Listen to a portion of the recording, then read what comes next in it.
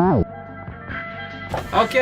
podcast starting now. Welcome, I'm Sal, your pal. This is Just Saying podcast, where we just people who just say things. And I'm here with my friend Chloe Hewitt, who is a Etsy Go seller. I'm not even gonna be cheeky about it because my jokes suck. To be honest. Welcome to the podcast, Chloe Hewitt. Tell us a bit about yourself. Like, what do you do for a living to do? I have been selling cross-stitching through Etsy for over a year now. What's it called? The storefront? The name of my store, I guess, is Cheeky Cross Stitching. And I just like to sell different patterns and handmade items that are cheeky or sarcastic or funny, nerdy, anything. They're funny. Custom orders. So how'd you come up with that concept for like the cheeky kind of funny quotes stuff? I saw stuff online. I saw people were doing stuff like that online, and that's kind of what inspired me, because there's so many people who cross-stitch online. It's unbelievable. Really? Yeah. Because you do a lot of like video game characters too, right? I do, yeah. It's, I like to stitch a lot of Mario-related stuff. Awesome. And Pac-Man and awesome. Space Invaders. Awesome. Yoshi. Like, I want to get into Zelda. I feel like that's a big commitment to start stitching Zelda stuff, but I'll get there at some point. Have you ever gotten any like copyright claims for like any of your stuff? Yeah, actually I had some attorney from Fox contact me about a quote I stitched from Bob's Burgers, telling me there's copyright infringement and made me take it down. Wow. It's weird though. It's like, you're just kind of like supporting the show and like promoting the show. I know, I didn't think a quote could be copyright material, but apparently that is, so it scared me, so I will never post another Bob's Burger thing again. So if you have one of those quotes from Chloe, then they're probably going to be worth something someday, right? Oh yeah, hundreds. When you go famous? Oh yeah. Yeah, it'll be found in like someone's barn. Yeah, so where do you get like some of your inspiration from? I get some of my ideas from, different shows I watch, or things I'll see online, or funny quotes my friends say. I just have a whole list in my phone of anything I think I could cross-stitch, and I just keep a inventory of it and relate back to it. What keeps me going is I like the idea that I can make artwork for people that actually want to hang it in their home. It's really rewarding to know that people like what I do so much they want to put it in their house. And, I like to make people laugh, so I like to think that some of my stuff's pretty cheeky, and it'll hopefully make someone chuckle every now and then. Stitches. Yeah, and it makes me money, so that helps too. So basically, how much does it cost to put up a post on Etsy? Each post costs 20 cents. That's not bad. How much is the cost to like make a storefront on Etsy? Like just put up a page? It's free. Is it free? Free, okay. But every post is 20 cents per month. So every month that it's up is 20 cents? Yeah. So if you have, that's just for one post. So if you have 100 listings, that can really add up. And then, however, like, you are losing a bit of money by posting on Etsy, because about 3% of your listing goes towards Etsy, and then they use PayPal, and PayPal takes another 3% from you, and then you're paying the 20-cent listing. So if you had a $100 listing, you're going to lose out on $6.20 in the end from all the interest that's being taken off. And like on average, like how much does an Etsy product cost? Oh, it really ranges. You can buy stuff really cheap on there, and then some things can be thousands of dollars. Wow. Because you have to remember that people hand make this stuff, and it takes hours. Yeah. It takes so long to make something, so you have to be able to appreciate all the time and effort that was put into it. So the prices might be a little shocking, but that's why. You said you knew someone who was making paper flowers? Yeah, a good friend of mine makes these beautiful paper flowers. Her shop name's called Ever Blooms Flowers. I wish I could show you a picture of it, but she'll send them off all over the world. People like to order them for their weddings, baby showers. That's amazing. She makes like corsages and for proms. It's really impressive, and it's basically her part-time job. It's so popular. Oh, so she's like, that's her, what she does now. Yeah, well, she's to that point. Yeah, we're in school together, and half the time she's always making flowers. She's very busy. That's awesome. Mm-hmm. Was she like the catalyst that brought you into Etsy? I wouldn't say it was her, but she's definitely helped me improve my page. It was actually Reddit that kind of got me into it, because I stitched something for fun, posted a picture of it on Reddit, everybody encouraged me, hey, you should open a shop, you should try selling it. So I took that chance, and That's awesome. that's kind of what got me started. What did you stitch? Was it a quote? Yeah, it was a quote and a pattern I bought online from this other cross-stitcher. So people like that, and I was like, well, I should keep up with this whole cheeky aspect of it and make my own. That's not my own original design, but that's what I started out with. What other kind of like quotes do you have? Do you know off the top of your head?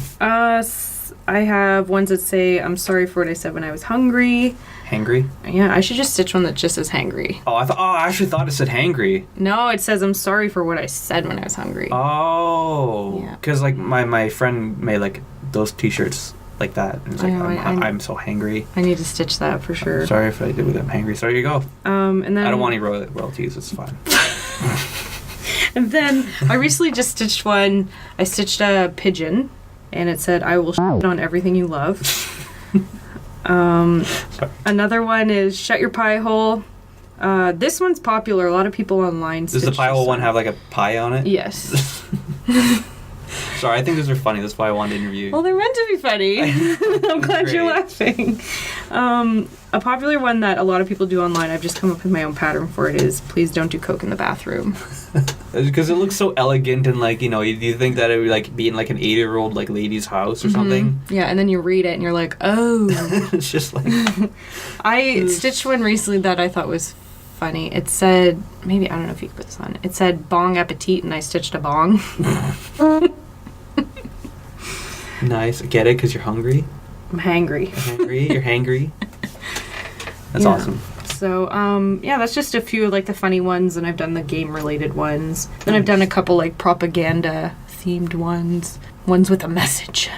Deep meaning. Deep meaning. Is there, like, a special piece of work that you, like, enjoy making? I wouldn't say I enjoy making the same one over and over again, because it does get annoying. But I do love when I make a new pattern and somebody wants me to stitch it for them. I love stitching something new. Mm-hmm. But it does get repetitive. True. What's your favorite post? Like out of all the things you've stitched? I stitched one. The Just Saying podcast logo? Yes. Yeah, I love the Just Saying podcast logo. The one that you stitched for me. That was great. It was lovely. I loved it.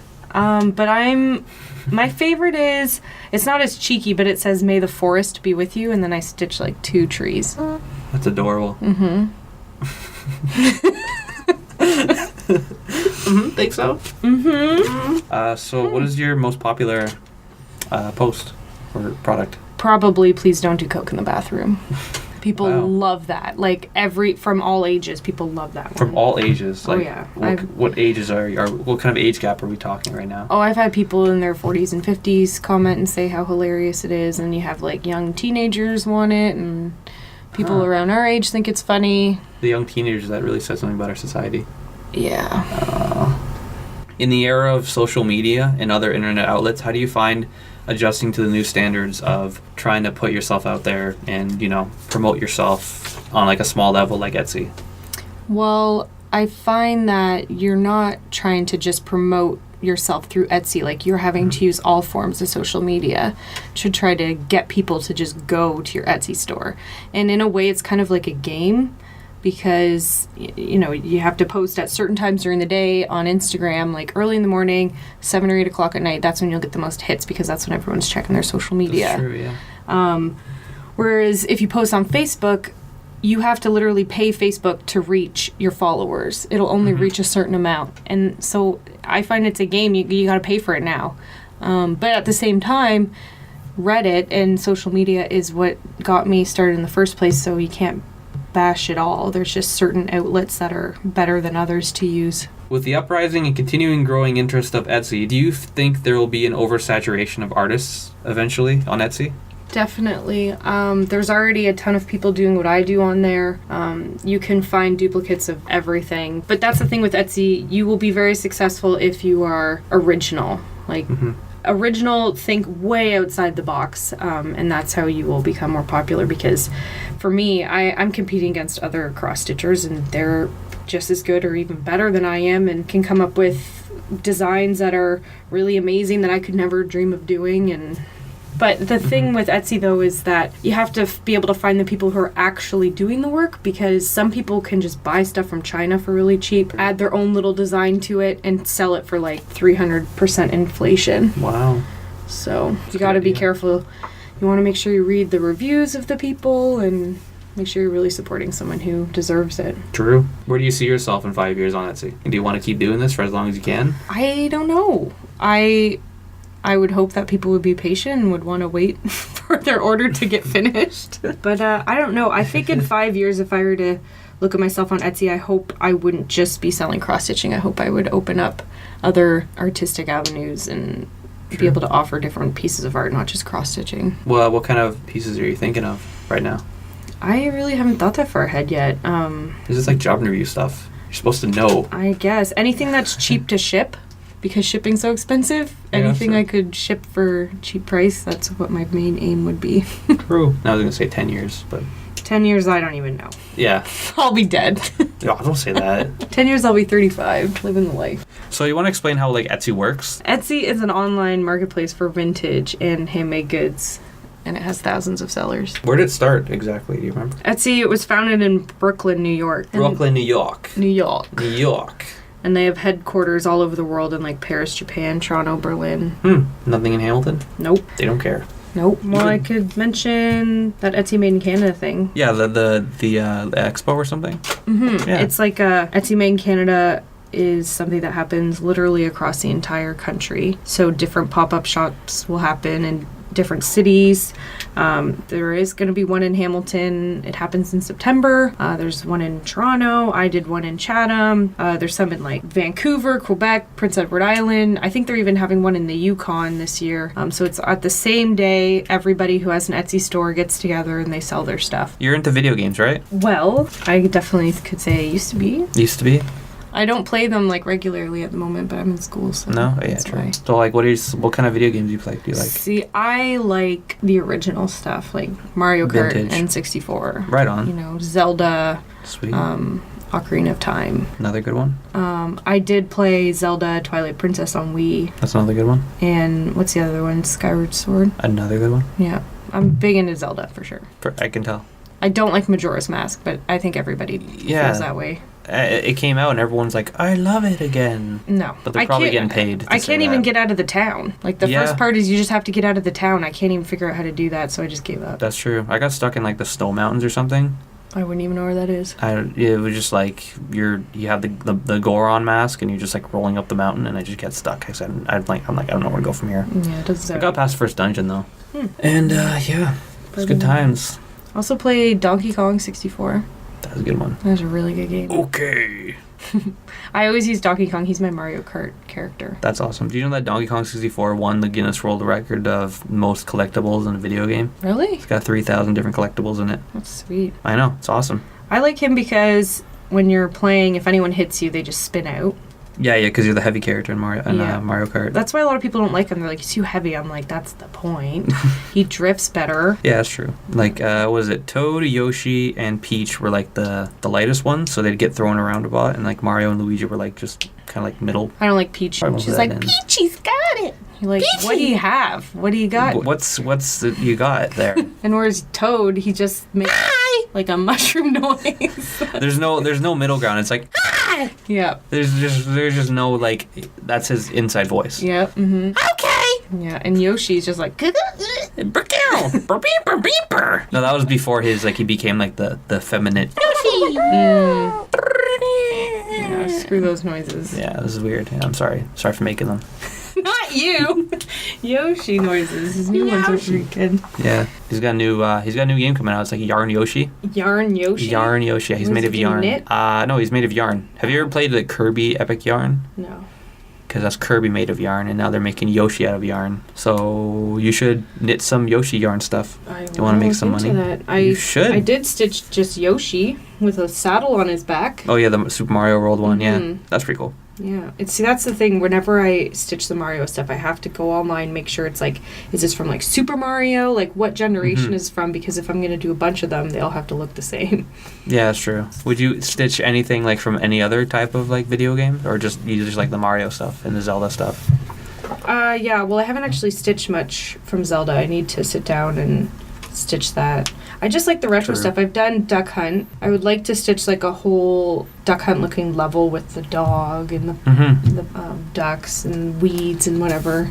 Same with Mario. I'd like to make them into magnets and then put like a level on my fridge or something. That'd be cool. Yeah. All just made of yarn and stitches and stuff? Yep. Did you knit your shoes? No. These are from Target. Target. Target. You know they're closing? I know. I went in there and I just grabbed everything I could. I don't usually like department stores, but something about Target, just like it. Target. Well, a lot of people didn't like it apparently, so that's why they're closing. The one thing I'm trying to do, this might not be interesting at all, but I'm trying to stitch social media handles. I had this guy in Toronto who owns a tattoo parlor, and he had me stitch a bunch of Instagram name handles for him and his friends to hang in their shop. So that's kind of a creative way to, advertise your social media through cross-stitching. That's pretty cool. Yeah. Do they have to be framed? Is that the thing? They don't have to be, but they just look better framed. That's true, yeah. Yeah. I'm also stitching a huge piece. Usually I just stitch 5 by 7 inches to go in a typical picture frame. I was asked by this assistant director in Chatham. She's working on a play, the Steel Magnolias play. I've never seen the movie before, but they asked me to stitch them a 11 by 14 cross stitch. It's huge. But how do you ship that? I don't know what I'm gonna do. I haven't really got that far. Yeah. I'm still stitching it, but it's gonna hang in the play, which I think is pretty cool. That's awesome. Yeah. Are you gonna get like credit for that? Yeah, they are gonna put a little ad that I can make and send them in the program. That's cool. So that's how you can like get out there a bit, I guess. Yeah, and another way is like just stitching stuff and giving them for free to like YouTubers. That's my next plan. I'm shipping one to some YouTubers, and hopefully when they open their mail on camera, I'll show my stuff. I don't know. My friend with her flowers, we're planning on doing that with a couple people, so.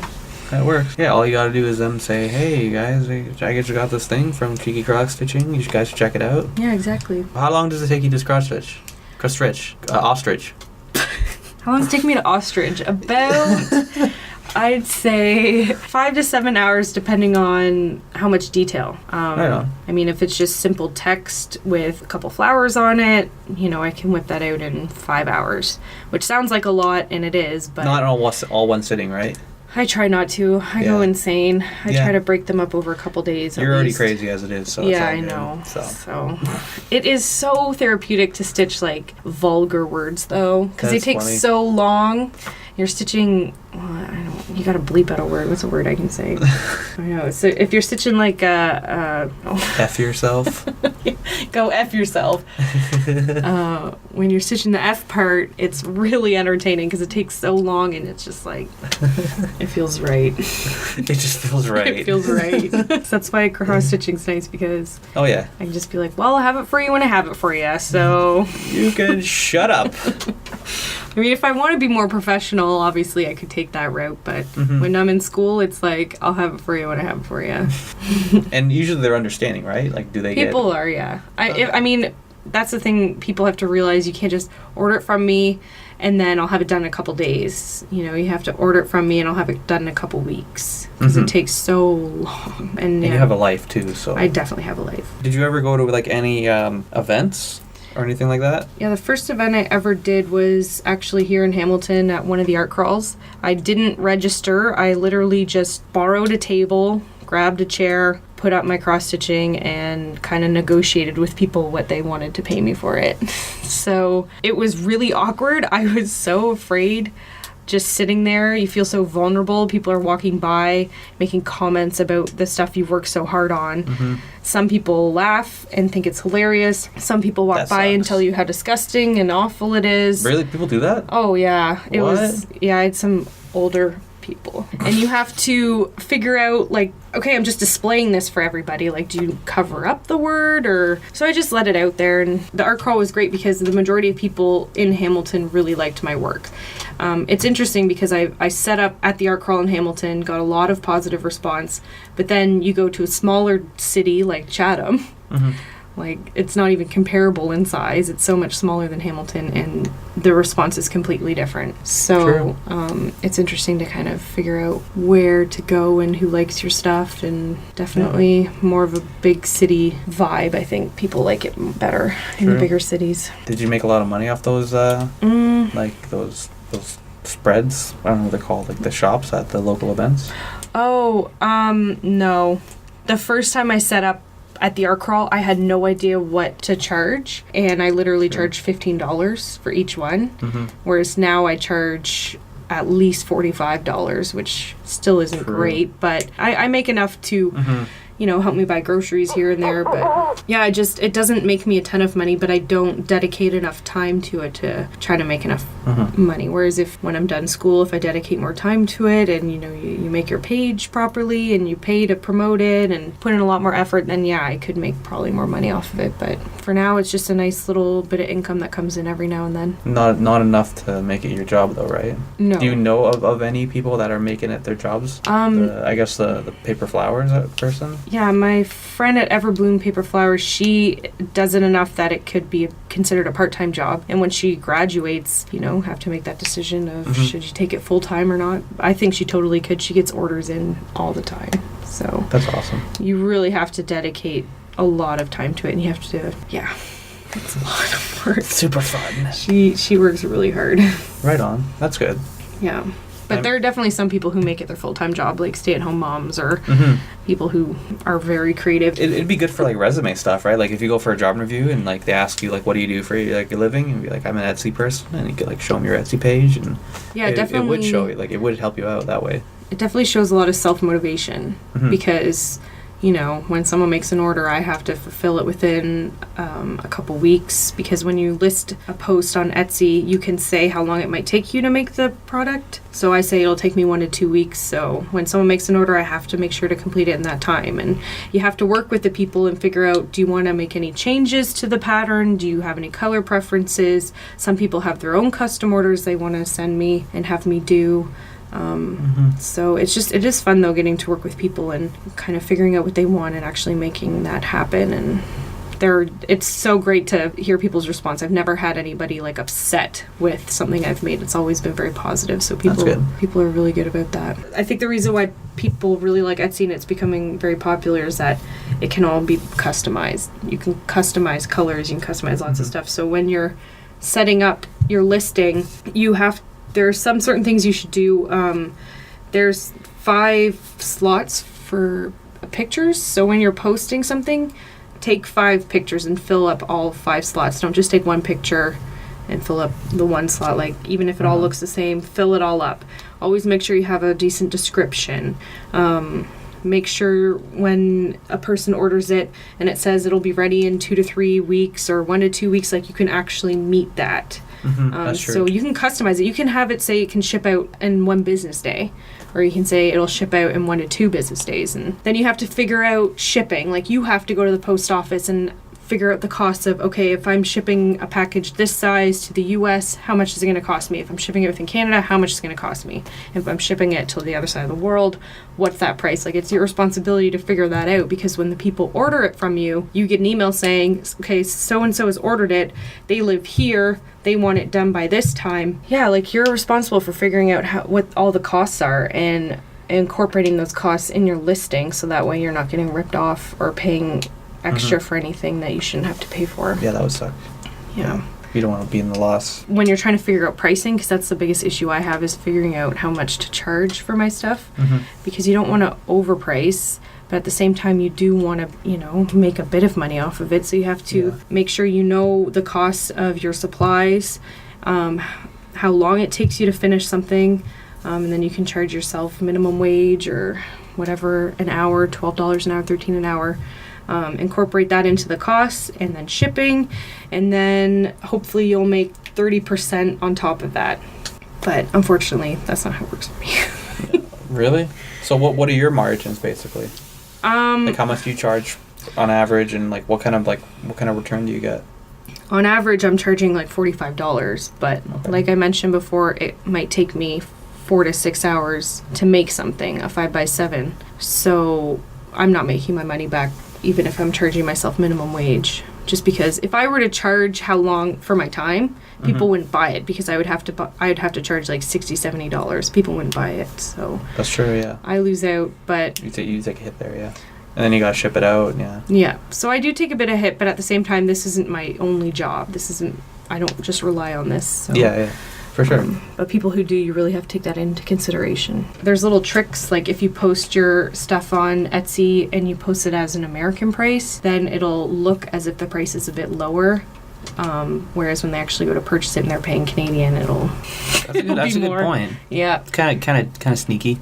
Yeah, you gotta figure out all the little ways to be sneaky. And I feel like when you're starting off an Etsy page, it takes a long time for people to notice your page, so it's best to list your things for a low price and slowly work your way up the more customers you have. Like sometimes you might post something and then you might not have a sale for like 2 to 3 months. So if you want to open an Etsy page, don't expect to get a sale right away. It could take months. And then after you get your first sale, then more will start pouring in. You just have to be patient. It's kind of like how it was when I first started the podcast. When I first started, no one was listening to it, and then eventually you just kind of start gain to a following. Snowball fight. How could we follow you? On Instagram? Do you have Twitter? Yeah, I have Instagram, Twitter, Facebook. On Instagram and Twitter, you can find me at Cheeky Stitching. Facebook, I have a page called Cheeky Cross Stitching. And Etsy, my store is Cheeky Cross Stitching. Yep, and all links are in the description. Thanks for coming on. That was fun. Thanks for having me. Thank you for listening to the Just Saying podcast. We're just saying people. We're just saying things.